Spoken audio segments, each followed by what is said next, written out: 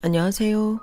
오늘도 사연 살롱을 찾아주셔서 감사합니다.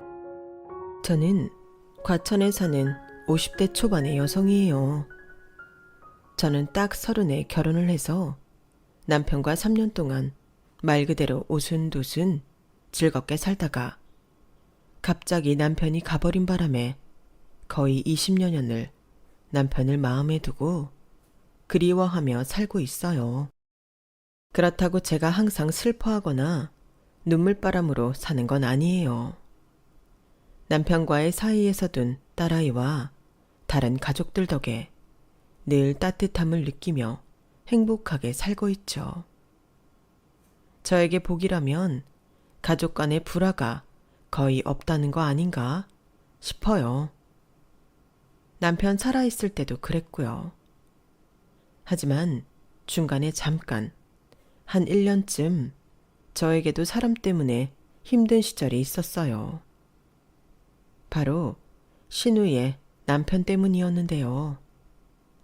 정말 예전 이야기이긴 한데 이제는 이것도 추억이다 싶어 이렇게 사연을 보내게 됐네요. 그럼 지금부터 제가 겪었던 이야기를 본격적으로 해볼게요. 저희 부모님은 제가 어릴 적에 이혼을 하셨어요. 흔히 이혼을 하면 자식들은 엄마와 사는 경우가 많잖아요. 저는 반대로 아빠와 함께 살았어요. 정확히는 할머니, 할아버지도 같이요.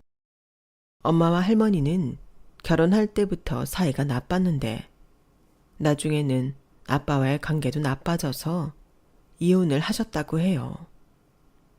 할머니, 할아버지는 하나뿐인 손녀였던 저를 너무 예뻐하셔서 엄마가 절대 데려갈 수 없다고 소송도 불사하셨다네요.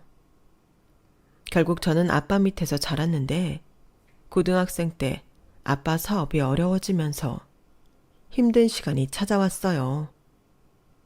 스트레스를 심하게 받던 아빠는 어떻게든 회사를 다시 일으켜보려고 애를 쓰셨지만 어려움이 많았어요. 그러다가 제가 대학교 2학년이던 때에 갑자기 쓰러지셔서 영영 다시는 볼 수 없는 곳으로 떠나고 말았어요. 엄마는 해외로 건너가신 지 오래였기 때문에 연락처를 알 수 없어 장례식은 저 혼자 쓸쓸히 치러야 했어요. 저를 아껴주시던 할머니, 할아버지도 돌아가셔서 저는 졸지에 혼자가 되었죠. 온갖 알바를 다 해가며 대학을 졸업하고 회사에 들어간 저는 거기서 남편을 만나게 됐어요. 같은 회사에 있었던 건 아니고 남편은 변호사였는데 저희 광고회사와 같은 건물에 있었거든요. 아주 친절하고 예의 바르던 남편은 계속 마주치는 사람들과 늘 인사를 했어요.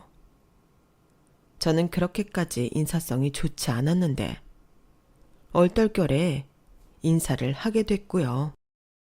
변호사 사무실이 있는 층에 내리길래 그런가 보다 했는데 그 후로도 꽤 자주 마주쳤어요.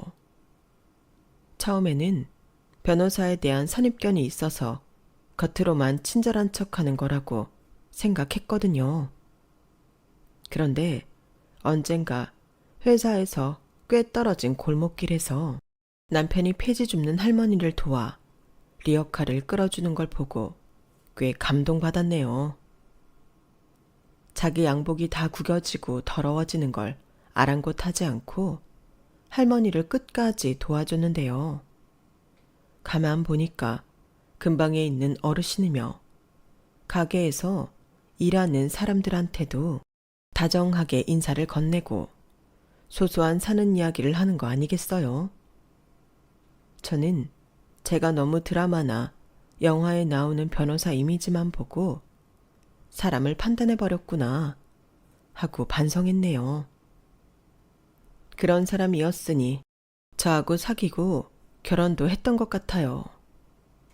계산적이고 차가운 사람이었다면 변호사이니 더 배경 좋고 돈 많은 여자 찾았을 거라 생각해요. 아무튼 저희는 서로에게 인간적으로 끌렸고 3년 정도 사귀었어요. 저와 남편은 어느새 결혼이 기정사실화된 커플이었고요. 그러던 어느 날 남편은 저한테 자기 여동생을 소개시켜줬어요. 고등학생인 여동생은 남편하고 10살이나 차이가 났어요. 시부모님이 남편을 낳은 후 한 명을 더 원했는데 아이가 계속 안 생겼었다고 하더라고요. 저에게는 둘도 없는 신우이니 이제부터 신우라고 부를게요. 신우는 집안의 사랑을 듬뿍 받고 자란 정말 귀한 딸이었는데요. 사랑받아 티없고 밝긴 했어도 무례하거나 이기적이지 않았어요. 처음 보는 저한테도 어찌나 살갑고 편하게 대하든지 첫 만남부터 정이 확 가더라고요.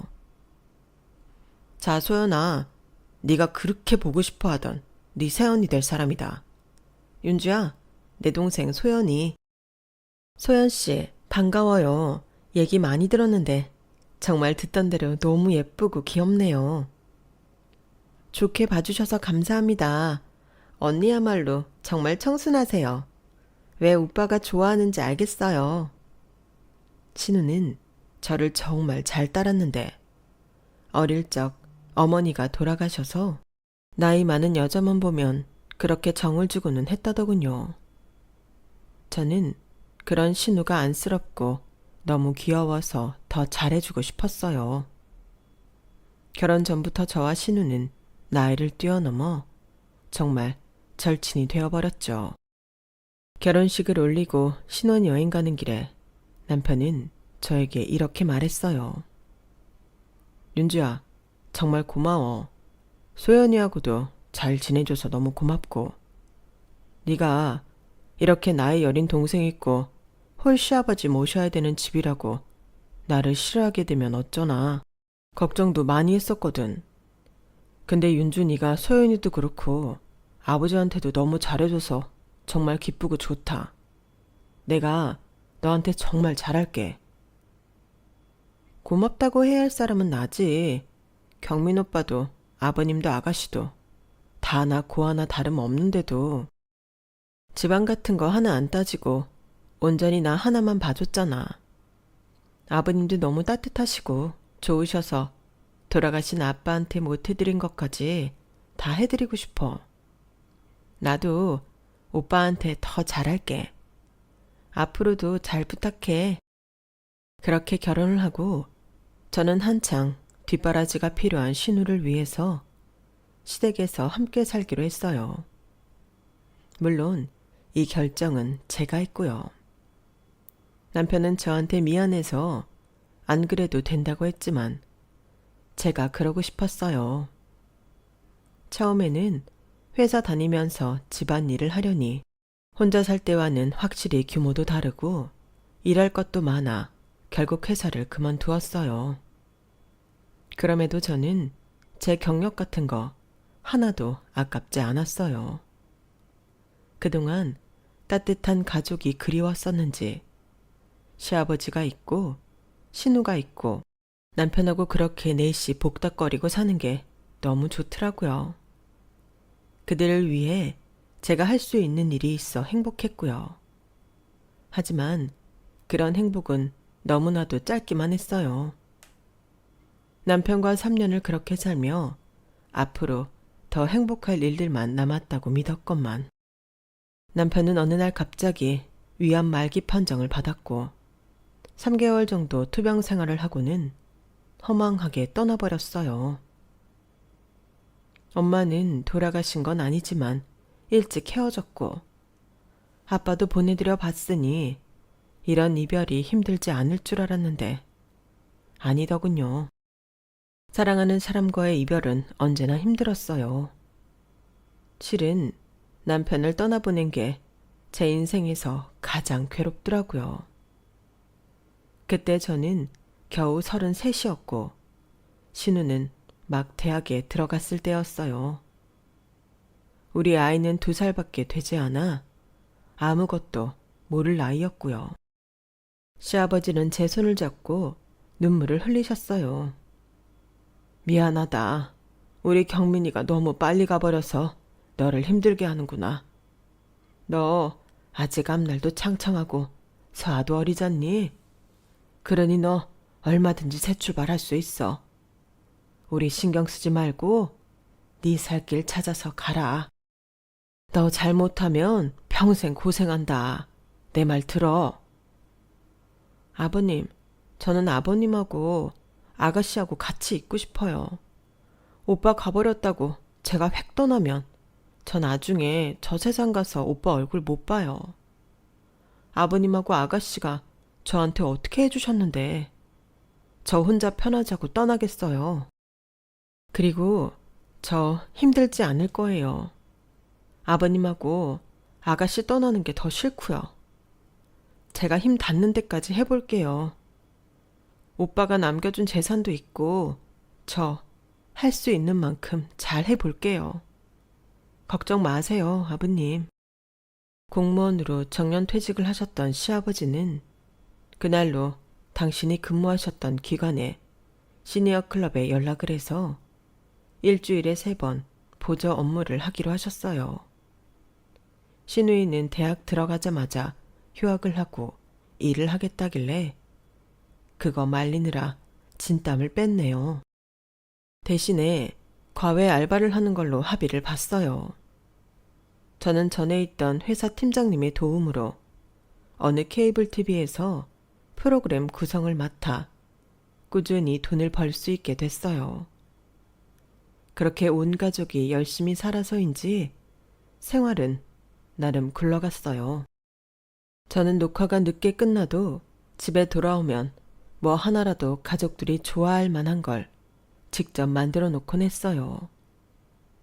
신우도 시아버지도 제가 만든 음식을 너무 좋아했고 특히나 신우는 저를 엄마처럼 의지하는 데가 있어서 그런지 제 음식에서 엄마 느낌을 찾는 것 같더라고요. 그런 걸 아니 저는 한 가지라도 더 챙겨주고 싶었어요. 신우가 대학교 4학년이 됐을 때는 과외 아르바이트도 하지 말라고 하고 정말 엄마처럼 용돈도 시아버지 몰래 더 주고 가끔 밖에서 만나 맛있는 것도 사주고 옷이나 화장품도 사줬네요. 신우는 그런 저에게 진심으로 고마워했고 그건 시아버지도 마찬가지였어요.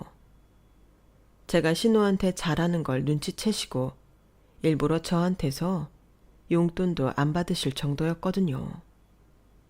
남편이 갔어도 저희 가족은 모두 서로를 위하며 돈독하게 지냈어요. 딸아이도 건강하게 잘 커갔고 신우는 공인회계사 자격증을 따서 꽤 큰 회계사무소에 들어가게 됐고요. 그렇게 어엿한 사회인이 된 신우는 이제 저더러 더 이상 일하지 말라며 기어이 저를 집에 들어 앉히더니 가장 노릇을 하더라고요. 그렇게 신우가 4년 정도 일만 하자 저와 시아버지는 슬슬 신우가 결혼 생각이 없는 건가 걱정이 됐어요. 남자친구 사귀는 기미도 없었고 누구를 따로 소개하지도 않았었거든요. 대학 때까지는 그래도 좀 만나는 남자가 2명 정도 있었는데 이제는 아예 그런 것도 없는 것 같아서 좀 그렇더라고요. 저와 시아버지가 신우 선이라도 보게 해야겠다며 걱정하던 즈음에 저는 뜻밖의 만남을 갖게 됐어요. 바로 어릴 때 헤어졌던 엄마를 만나게 된 거였는데요. 해외에서 사업을 하며 오랫동안 살던 엄마는 노년이 되어 한국에 돌아와서 서울 요지의 건물들을 사고는 그 다음에 한 일이 저를 찾는 거였다더군요. 엄마가 할아버지, 할머니 때문에 저를 데려갈 수도 없었고 아빠와도 사이가 나빠져 헤어졌다는 건 알고 있었지만 어쩐지 제 마음속에는 엄마에 대한 원망이 있더라고요. 그래서인지 엄마와 만나고 싶지 않았고 괜히 심술 부리고 싶었죠. 그런 저와 저희 엄마 사이를 연결해 준 건 다름 아닌 신우였어요. 언니, 언니도 어머니가 왜 그러셨는지 다 알잖아요. 언니 섭섭함도 이해하는데 어머니 그동안 언니 얼마나 보고 싶으셨겠어요. 나이도 많으신데 언니가 풀어요. 저한테는 이렇게 말하고 엄마한테도 제가 얼마나 외로웠는지 이해해야 한다고 했다는 거였어요. 저는 신우가 고마워서라도 엄마를 만나야겠다 마음먹었고 대신에 신우한테 약속을 받아냈죠. 알았죠, 아가씨? 좋은 사람 생기면 꼭 결혼할 마음 갖기에요. 강요는 안 할게요. 인연이라는 게 억지로 생기는 거 아니니까요.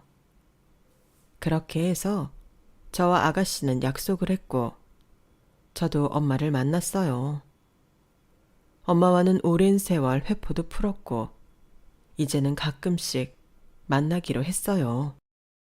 당시 저는 집에만 있기가 답답해서 동네 친한 아줌마가 운영하는 식당에 가서 아르바이트처럼 일을 했어요. 집에서 다들 말렸지만 뭐라도 해야지. 몸이 근질거려서 안 되겠더라고요. 그렇게 제가 쓸 용돈도 쏠쏠하게 벌고 재미있게 일을 했죠.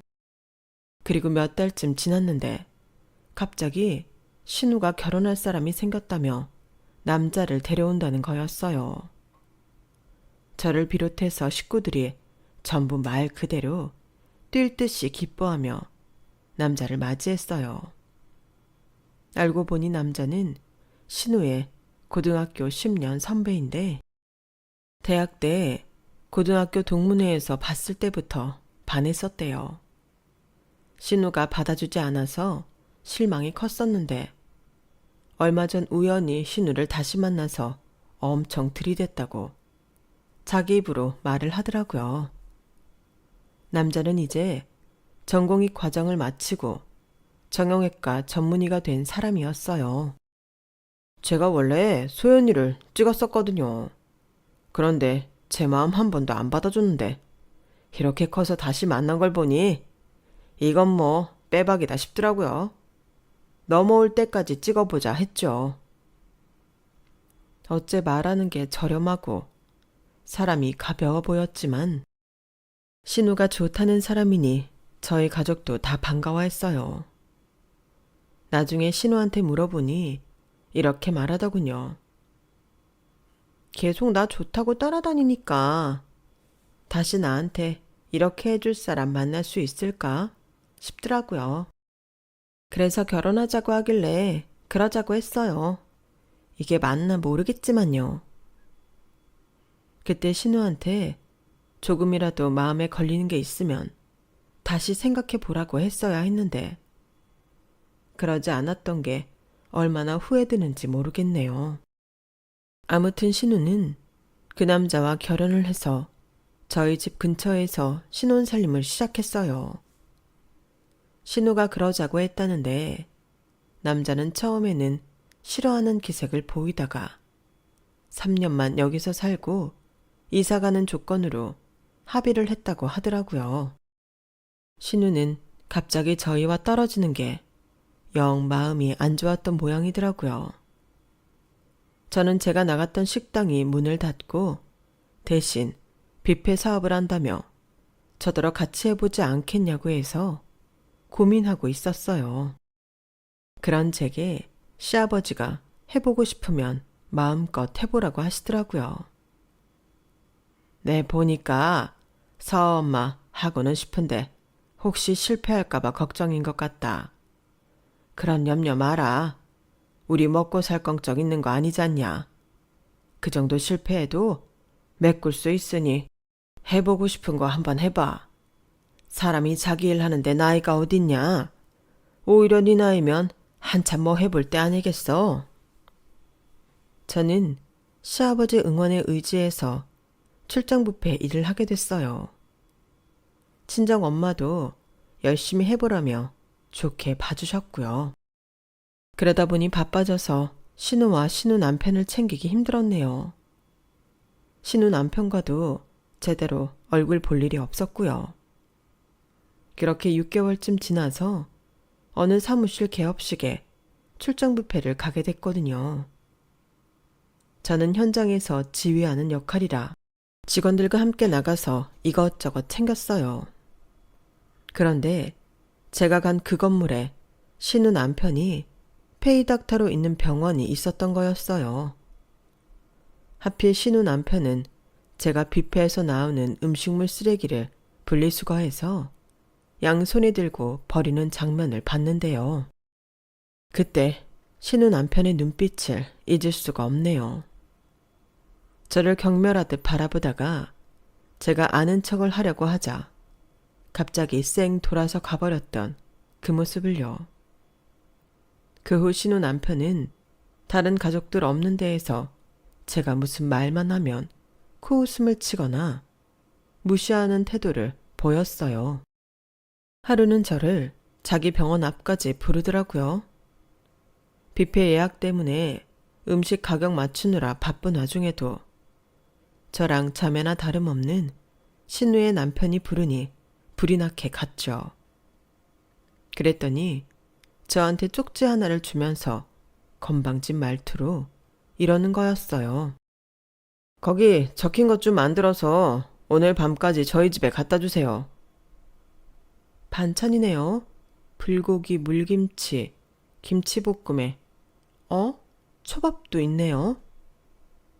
아줌마, 그 정도는 해주셔야죠. 내가 소연이 때문에 그 동네 살기는 하는데 솔직히 나는 우리 집 가까운 데서 우리 엄마 밥 얻어먹으며 살고 싶었거든요. 하도 소연이가 자기네 집 근처에 살자고 해서 어쩔 수 없이 그러기로 했는데 그러면 내가 처가 가까운 데 사는 보람은 느끼게 해주셔야 되지 않겠어요? 그거 다 오늘 밤까지 부탁해요. 내가 밤 9시에 들어가니까 그때 초밥 먹을 수 있게 그 전에 해다 놓으세요. 거의 명령조로 말을 하고는 제 이야기는 들어보지도 않고 건물로 쑥 들어가는데 민망하기도 하고 마음이 참 이상하더라고요. 그걸 시작으로 신우 남편은 저를 이리저리 부려먹었어요. 드라이클리닝 할 옷을 저더러 세탁소에 맡기라고 하거나 신우가 출장 갈 때에는 자기도 골프 치러 간다면서 집 청소를 맡길 때도 있었어요. 저한테 대하는 태도는 아주 불량했지만 신우한테만 잘한다면 괜찮다는 마음으로 묵묵히 다 줬죠. 그런데 한 번은 저한테 반찬을 간 걸로 굉장히 면박을 주더라고요. 신우가 일 때문에 대기업 파견 나가 있을 때라 집에 못 들어오던 때였는데 그때 정말 저한테 시건방을 떨었어요. 이봐요 아줌마, 내가 멸치볶음에 아몬드 아끼지 말고 넣으라고 했죠. 그리고 이거 뭐야? 갈비찜이 왜 이렇게 질겨? 그리고 저번에 내가 맡기라고 했던 니트 세탁소에 안 맡겼던데 뭐 벌써 치매 와요? 왜 사람 말을 띄엄띄엄 듣지? 서방님, 나도 말했는데 니트 그건 세탁소에 안 맡겨도 되는 거니까 쉬는 날 집에서 살살 빨면 되겠다고 했잖아요. 그리고 갈비찜이 이것도 질기다고 하면 안 되죠.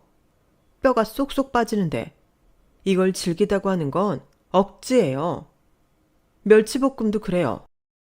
나는 아몬드 많이 넣는다고 넣은 거고 모든 음식에는 조합이라는 게 있는 건데 무조건 한 가지만 많이 넣으면 균형을 해치지 않겠어요? 그러니까 자꾸 쓸데없는 태지 부리지 마요. 참네, 웃기고 있네. 허드렛 일 하는 주제에 무슨 균형이니 조합이니 아는 척은. 그리고 빨래, 내가 왜 빨래를 하나? 정 세탁소 갖다 주기 싫으면 아줌마가 해요. 왜 세탁소 가고 아몬드 팍팍 넣고 갈비찜 부드럽게 하려면 돈 더 들어가니까 못하나? 하긴 뭐 고급진 걸 해봤어야 알지. 말 좀 조심하지 그래. 서방님은 나한테 아줌마가 아니고 아주머니라고 불러야 맞는 거지. 안 그래? 그리고 허드렛 일이라니. 내가 무슨 허드렛 일을 한다고 그래? 어쭈? 이제 막 반말하네? 소연이 없다고 본색 드러내나? 나 그쪽이 쓰레기 치우고 음식 만드느라 땀 뻘뻘 흘리는 거 다 봤는데 어디서 아직도 무슨 사업하는 사람 행사하려고 그래. 그리고 나한테 호칭을 놓네. 그럴 거면 그쪽도 나보고 의사 선생님이라고 불러요. 나는 댁 같은 사람한테 서방님이라고 불리는 거 아주 쪽팔리고 싫거든. 지금 말 다 했어요? 뭐? 쪽팔려? 제가 너무 화가 나서 목소리를 높였는데 마침 그때 시아버지가 신우 집에 들어왔다가 이 광경을 보게 됐어요. 시아버지는 현관에서 신우 남편이 하는 말을 다 들었나 보더라고요. 이봐 김서방, 자네 지금 우리 며느리한테 뭐라고 했나? 아무리 자네가 의사라고 해도 자네보다 집안 윗사람 아닌가? 그런데 어떻게 그런 말을 할 수 있어? 아, 장인어른, 죄송합니다.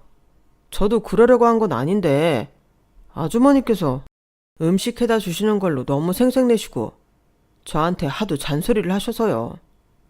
제가 바쁘고 고된 거 장인어른도 아시죠? 저는 도저히 시간을 내서 청소나 빨래를 할 수 없는데 저보고 너무 이래라 저래라 하시니 제가 좀 발끈했네요. 저는 너무 어이가 없어서 헛웃음만 나왔지만 일단 눈 질끈 감고 참았어요. 시아버지가 괜히 걱정하실 것 같았거든요.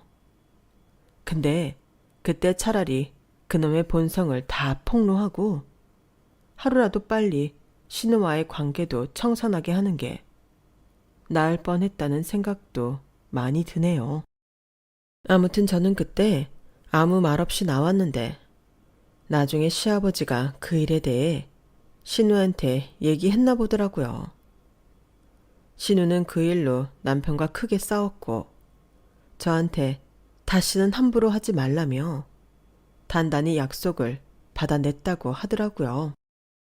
저와 신우 남편은 대면대면 지냈지만 그래도 신우 남편이 신우 있는 데에서는 저한테 공손한 척이라도 하는 걸 보고 그나마 신우를 좋아하긴 하나보다 라고 생각했어요. 그러다가 몇 달 후 신우 남편이 자기 병원을 개원하게 됐는데요. 신우 남편이 병원을 낸 건물이 바로 친정엄마 건물이었어요.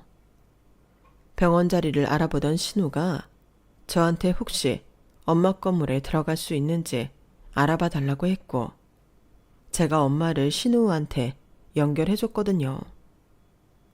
일이 잘 됐는지 거기에서 개원을 한다더라고요. 그런데 신우가 개원 파티를 병원에서 한다며 저한테 출장 뷔페를 부탁했는데요. 공교롭게도 딱 그 시기에 신우는 외국 출장을 가게 돼서 참석을 할 수 없었어요. 그래도 개원 파티니까 신우 남편이 저한테 함부로 할 일은 없겠다 하고 별 걱정 안 하며 준비를 했죠. 신우 남편 파티니까 더 신경 써서 음식도 만들었고요. 그런데 마침 시아버지가 허리를 삐끗하셔서 자리에서 일어나지를 못하셨어요. 결국 저희 집에서는 저만 개원 파티에 참석하는 모양새가 되고 말았죠. 저는 출장 뷔페를 준비하면서 직원들한테도 신우 남편 병원 파티니까 잘 부탁한다고 했고 직원들도 축하한다며 원래 주문했던 것보다 1.5배는 많은 양을 준비해줬어요. 그렇게 개원 파티를 준비해서 1시간 먼저 도착해 직원들하고 함께 열심히 세팅을 했죠. 눈치채신 분들도 계시겠지만 저는 관리하는 입장이라고 손 놓고 입으로만 이래라 저래라 하는 타입이 아니에요. 직접 함께 손에 양념 묻히고 설거지해가며 일하는 스타일이죠. 제가 준비를 다 해놓을 즈음에 엄마가 60세쯤 되어 보이는 여자분하고 함께 들어오시더라고요. 내가 이 교수님한테 허리수술 받고 나왔는데 마침 네 신우남편 전공의 때 지도교수였다지 뭐니? 어떻게 이런 인연이 다 있니? 그래서 오늘 개원 파티 한다는 말에 잠깐 들르시라고 했더니 이렇게 오셨어. 안녕하세요. 처음 뵙겠습니다. 저의 어머니 잘 부탁드려요. 별 말씀을요. 저랑은 자주 안 보시는 게 좋아요. 저랑 자꾸 보고 친해지면 아프다는 뜻이잖아요. 그나저나 따님이 참 곱네요. 어머니 많이 닮았어요. 그렇게 얘기하고 있는데 신우 남편도 오고 신우 남편 손님들이 점차 들어오기 시작했어요. 제가 교수님하고 이야기하고 있는 걸 본 신우 남편은 얼굴이 사색이 되더니 저를 잠깐 보자고 하더군요. 그러더니 사람들 눈치를 보며 다짜고짜 저를 병원 밖으로 밀어내는 거 아니겠어요? 아니 왜 이래요? 이게 뭐 하는 짓이에요? 뭐 하는 짓이라니? 그쪽이야말로 지금 뭐 하자는 거예요? 댁이 뭔데 교수님하고 당당하게 이야기를 합니까? 댁 같은 사람은 저기서 말 섞을 급이 안 돼요. 어떻게 이렇게 자기 분수를 모를 수가 있지? 그리고 누가 알아보기라도 하면 어쩌려고 오늘도 나와요? 대충 차렸으면 눈치 봐서 얼른 빠져야지. 아니, 처가에 이런 식당 아줌마가 있다는 거 내 지인들이 알아봐. 내 꼴이 뭐가 되겠어? 아줌마, 내가 이런 것까지 가르쳐줘야 돼? 낄 때 끼고 빠질 때는 빠져야지. 당장 가지 못해? 아니, 내가 신우 남편 개원 파티 여는 뷔페 업체 관리자인데 그 자리에 있지도 못해요? 무슨 그런 말이 있어요. 관리자 좋아하시네. 거 허세 좀 부리지 맙시다. 그리고 아무리 관리자여도 저기는 거진 다 의사거나 명망 있는 사람들만 오는 자리라고. 어디서 식모 같은 사람이 우리랑 어깨를 나란히 하려고 들어. 그때였어요. 엘리베이터 쪽에서 낯익은 목소리가 들렸어요. 지금 말 다 했어? 나 없을 때 우리 언니한테 계속 이런 식이었어? 네, 출장 갔던 신우였어요. 신우는 그래도 남편 개원 파티에 참석하겠다고 귀국하자마자 바로 남편 병원으로 온 것 같은데 제가 자기 남편한테 심한 소리 듣는 걸 바로 목격한 거였죠. 신우 남편은 신우를 보자마자 얼굴이 하얘지더니 어쩔 줄 모르더군요. 저기 그게 말이야. 소연아, 오해야. 오해. 다 오해야. 언니, 이 사람 언니한테 계속 이런 식이었어요? 그때 아빠가 본 게 다가 아닌 거죠? 저는 비겁한 신우 남편의 모습에 더는 감싸주고 싶지 않아서 그렇다는 표현으로 고개만 끄덕이고 아무 말 하지 않았어요. 그러자 신우 남편은 안절부절 못하더군요. 아니 아줌마, 그게 뭐예요? 이런다고 뭐 좋을 게 있다고? 내 편 좀 들어주면 어디 덧나요? 신우 남편 말이 끝나자마자 신우는 철썩하고 자기 남편 따귀를 때려버렸어요. 신우 남편은 너무 놀라서 자기 뺨을 잡고 입만 벌리고 있더군요. 내가 진짜 오빠가 주식 투자 잘못해서 돈 다 날리고 선배들한테 미움 사서 페이닥터 잘려도 어떻게 좀 봐주려고 했어.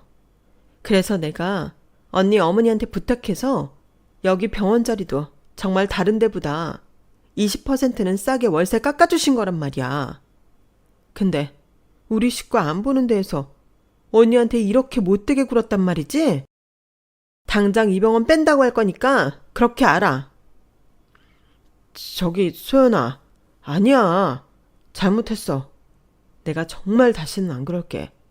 지금은 나도 너무 당황해서 말이 헛나온 거야. 아줌마, 아니 아주머니, 제가 잘못했어요. 소연이 좀 말려주세요. 네? 아, 나 미치겠네 이거. 밖이 소란하니 안에 있던 사람들이 하나 둘 나왔는데 그 중에는 엄마와 교수님도 있었어요. 엄마는 저희를 보고 놀라서 다가오셨어요. 윤주야, 왜 그래? 무슨 일이야? 아, 엄마, 그냥 좀 그럴 일이 있네. 저와 엄마가 직접 이야기하는 걸 목격한 신우 남편은 정말 그 자리에서 기절이라도 할 것처럼 안색이 창백해지더군요. 신우가 엄마한테 정중하게 사과를 하며 말했어요. 정말 죄송해요, 어머니. 저 이 병원짜리 다시 빼야 될 것 같아요. 너무 폐를 끼치게 돼서 어떡하죠? 제가 손해보시는 거 전부 보상하겠습니다. 근데 저 사람하고는 더는 안 될 것 같네요. 그렇게 해서 신우 남편이 저질렀던 일과 저한테 했던 행동들이 그 자리에 있는 사람들한테 전부 알려지게 되었고 엄마와 교수님도 한심하다는 듯 신우 남편을 보다가 혀를 찼어요. 교수님은 신우 남편한테 한마디 하더라고요. 내가 여기 사장님 봐서 자네 개원식에 참석한 건데 사장님 따님한테 그렇게 함부로 굴어? 그것도 처가 윗사람 아니야. 자네 이런저런 소문 들려도 나 걸러서 드리려고 애썼어. 그런데 이제 보니 자네 정말 못쓰겠군. 자네가 사람이 가볍기는 해도 나쁜 사람은 아닐 거라고 믿었건만. 이게 뭔가? 자네 다시는 나 어디에도 부르지 말게. 나는 자네를 내 제자라고 하고 싶지 않아. 교수님, 제발 제 말 좀 들어주세요. 그게 아니라 제 처가 윗사람이 이런 하찮은 일을 한다는 게 부끄러워서 그랬을 뿐이지 나쁜 뜻은 없었어요. 그 말에 엄마가 신우 남편 멱살을 확 잡았다가 겨우 참으며 놓으셨어요. 뭐가 어째? 하찮은 일? 어떻게 사람이 그래? 그런 식으로 사람 차별하나? 의사들은 다 그런가? 그런가요, 교수님? 우리 딸이 하는 뷔페 사업이 하찮아요? 아닙니다. 그럴 리가요. 관리직이면서 이렇게 손수 솔선수범하는데 어떻게 하찮겠어요? 제가 정말 죄송합니다. 일이 점점 커지자 사람들은 신우 남편에게 곱지 않은 눈초리를 보냈고 자기들끼리 뭐라 쑥덕거리더라고요. 결국 신우가 사람들에게 정중히 사과하며 돌려보냈어요.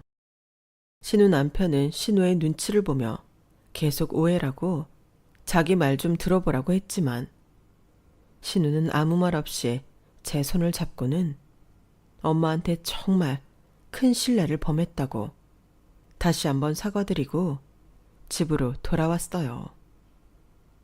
그리고 다음 날 신우는 이삿짐 센터를 불러 자기 짐을 전부 빼서 저희 집에 들여놓았어요. 밤이 돼서 집에 온 신우는 제 앞에 무릎을 꿇고 앉더라고요. 언니, 정말 미안해요. 언니가 그 사람한테 그렇게 수문을 당하는 줄도 모르고 제 불찰이에요. 아니에요. 이게 어떻게 아가씨 잘못이에요. 그렇지 않아요. 그러니까 일어나요. 저 그 사람하고 그만 살려고요. 돈 가지고 사고치고 같이 일하는 의사들한테 일 잘못했다고 항의 들어와도 저 다 받아주고 살려고 했어요. 솔직히 생각보다 성격도 안 맞아서 힘들었지만 한번 선택한 사람이니 끝까지 잘해보고 싶었는데 더는 안 될 것 같아요. 저렇게 기본도 안 된 사람이라는 거 진작 알아봤어야 했어요. 그래도 아가씨, 헤어지면 이혼이라는 건데 괜찮아요? 너무 힘들지 않겠어요? 같이 사는 내내 내적 갈등이 심했어요. 저 사람 생각보다 너무 가볍고, 게다가 저를 마치 잡아놓은 물고기 취급하고, 예전하고는 달라서 그것도 힘들었어요. 이렇게 이혼 결심하고 나니 한결 마음이 편하네요. 이제야 제대로 된 길에 들어선 것 같아요. 한 번뿐인 인생인데 잘못된 거 있으면 바로 고쳐서 다시 원상복귀 시켜야죠. 계속 틀린 곳으로 가다 보면 나중에는 더 힘들어질 거예요. 신우는 이혼하기로 마음을 굳혔더라고요. 그리고 병원에 입원해 있는 시아버지와도 한참을 이야기했고, 그렇게 저희 집에서는 신우가 이혼하는 걸로 이야기가 됐어요. 시아버지도 신우의 결정을 이해한다면서 너무 힘들어하지 말라고 위로하셨고요. 신우가 이혼 통보를 한 후에 신우 남편은 저를 회사까지 찾아와서 제 앞에 무릎을 꿇고 빌더라고요. 아주머니, 제가 정말 큰 잘못을 저질렀습니다. 용서해 주세요. 저는 다만 자리를 가려주십사 한 건데 뭔가 전달이 잘못된 것 같아요. 아무튼 그런 것도 다 제가 잘못했다고 할게요. 그러니 제발 소연이한테 헤어지지만 말아달라고 해주세요. 네? 부탁드려요. 가만 보니까 나한테 사과 같지 않은 사과하는 것도 우리 아가씨랑 헤어지면 개털될까봐 그러는 거네. 내 말 맞지? 제가 차갑게 반말로 팩폭을 하자 신우 남편은 놀라서 저를 보더군요. 여태까지 저한테서 한 번도 본 적 없는 모습을 봐서인지 놀라서 입만 번긋번긋 했어요. 너 진작에 글러먹은 놈인 거 눈치챘는데 그래도 네가 아가씨 좋아서 쫓아다녔다니까. 그럼 아가씨한테 잘해주기는 하겠구나 하고 참은 거였어. 근데 너 그것도 아니었다며. 사고는 사고대로 치고 아가씨 힘들게 하고. 내가 미쳤다고 너 같은 거랑 화해하라고 그런 중재를 하겠니. 정신 차려. 그리고 어디 남의 귀한 아가씨 인생 망치려 들어. 인생 망하려면 너 혼자 망해. 저는 무섭게 말하고는 신우 남편을 사무실에서 쫓아냈어요. 안 나가려고 버티며 잘못했다고 비는 신우 남편을 경비원들이 억지로 끌고 나가야만 했죠.